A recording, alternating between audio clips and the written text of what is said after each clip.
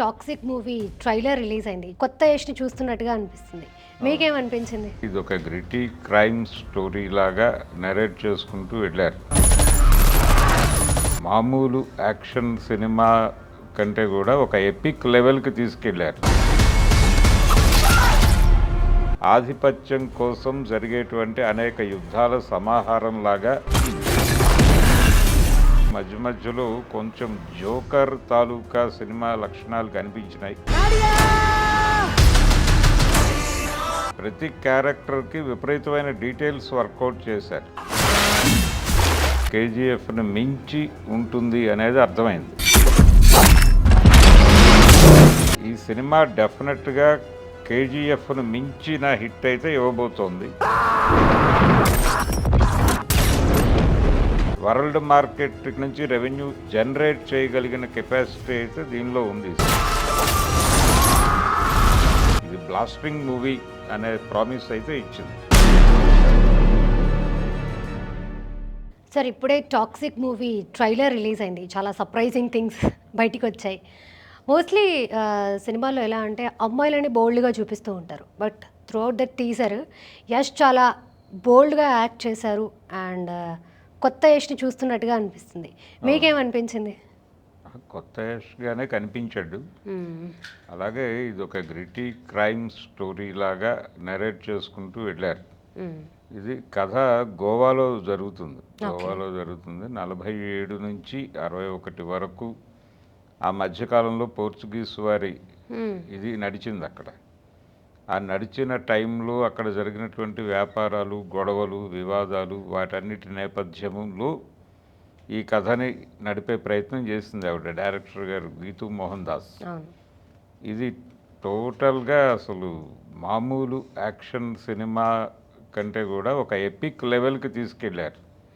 ఆ epic level అనేది కనిపించింది ప్రతి ఫ్రేమ్లోనూ. టోటల్గా ట్రైలర్ చాలా ఇంప్రెసివ్గా ఉంది. జనాల్ని ఎప్పుడెప్పుడు థియేటర్కి వెళ్ళి సినిమా చూస్తామా అనే వాతావరణంలోకి తీసుకొచ్చింది. అంటే ఎపిక్ లెవెల్కి తీసుకెళ్లటంలోనే ఆ వ్యూహం ఉంది. అంటే దీనిలో ఇదేదో రొటీన్ యాక్షన్ సినిమా అయితే కాదు. ఈవెన్ కేజీఎఫ్ తరహా కూడా కాదు. కేజీఎఫ్ని మించి ఉంటుంది అనేది అర్థమైంది. పర్టికులర్గా దీనిలో తండ్రి కొడుకుల ఎమోషను, అలాగే తల్లి కొడుకుల మధ్య ఎమోషను, దాంతోపాటు ఒక తల్లి కోరిక, నువ్వు ఈ సిటీని ఏలాలనుకుంటున్నాను నేను అని కోరిక, ఆ నేపథ్యము, ఇవన్నీ నిజానికి కేజీఎఫ్లో కూడా ఇలాంటి లింక్ ఒకటి ఉంటుంది. అయితే అక్కడ తల్లి కొడుకుల సెంటిమెంట్ మాత్రమే ఉంటుంది. ఇక్కడ తండ్రి కొడుకుల పాత్రల మధ్య ఘర్షణ కూడా ఉంటుంది. అలాగే ఒక సామాజిక అంశము, ఆ సమాజం మీద తిరుగుబాటు తత్వము, ఆ వ్యవహారాలు కూడా సినిమాలో ప్యారలల్గా నడుస్తున్నాయి. అంటే ఆధిపత్యం కోసం జరిగేటువంటి అనేక యుద్ధాల సమాహారం లాగా ఈ కథని తను నెరేట్ చేసుకుంటూ వెళ్ళింది. ఇది కేవలం ఒక ఫ్యామిలీకి సంబంధించో ఒక సమూహానికి సంబంధించిందో కాదు. టోటల్గా ఆ టైంలో ఆ సమాజంలో ఉన్నటువంటి అన్ని సమూహాల ఘర్షణలని తెర మీద చూపించే ప్రయత్నం జరిగింది. అందుకని దీనికి ఎపిక్ లెవెల్ వచ్చింది.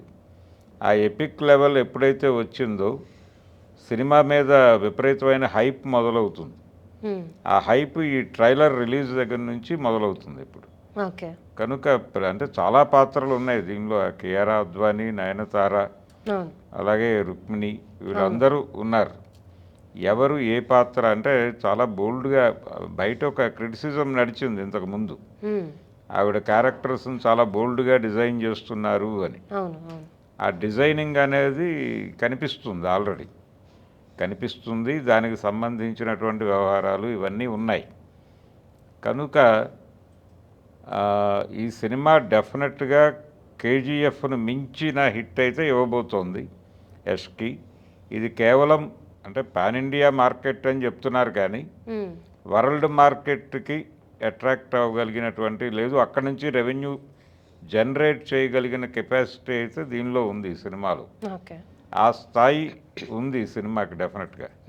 ఒక కొత్త ఫీల్ కలిగించారు ప్రతి ఎమోషను, అలాగే ప్రతి క్యారెక్టరు, దాన్ని నడిపిన తీరు, మధ్య మధ్యలో కొంచెం జోకర్ తాలూకా సినిమా లక్షణాలు కనిపించినాయి. అవును అవును హాలీవుడ్లో ఈ తరహా సినిమాలు చాలా నడిచినాయి. ఇప్పుడు మనం ఇండియన్ స్క్రీన్ మీద ఈ రేంజ్ టేకింగ్ చూస్తున్నాం. అందుకని డెఫినెట్గా ఈ సినిమా చాలా ఇంప్రెసివ్గా ఉంది ట్రైలర్ అయితే. ఓకే.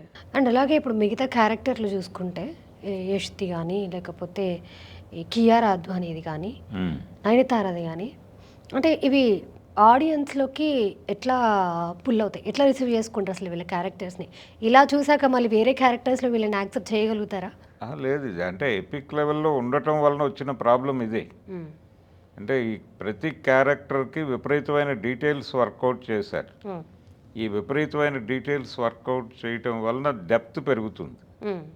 ఆ డెప్త్ కనిపించింది మనకి ట్రైలర్లో. ఆ క్యారెక్టర్లు వాళ్ళు మాట్లాడేటువంటి ఆ క్యారెక్టర్లు మాట్లాడేటువంటి డైలాగులు, హ్మ్. దాన్ని అది చాలా ఆర్గానిక్గా అలా నడుచుకుంటూ వెళ్ళిపోయింది. రుక్మిణి వసంత్ అడిగేటువంటి ఒక డైలాగు, హ్మ్. దానికి అతని రియాక్షను, అది కూడా చాలా బోల్డ్గా ఉంది. హ్మ్.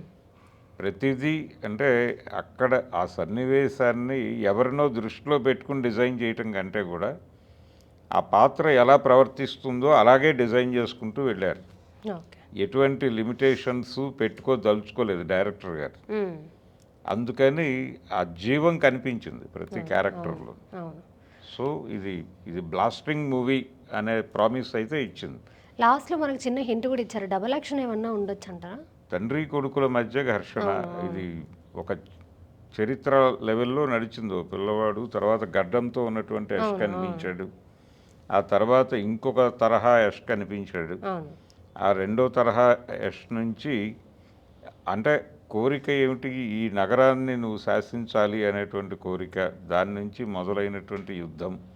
ఆ యుద్ధంలో ప్రత్యర్థులు ఆయన టార్గెట్ చేసినప్పుడు నాకు పెద్ద కోరికలు ఏమీ లేవు, జస్ట్ మిమ్మల్ని అందరినీ చంపేయటం లాంటి కోరిక ఉంది అంతని చెప్పడం.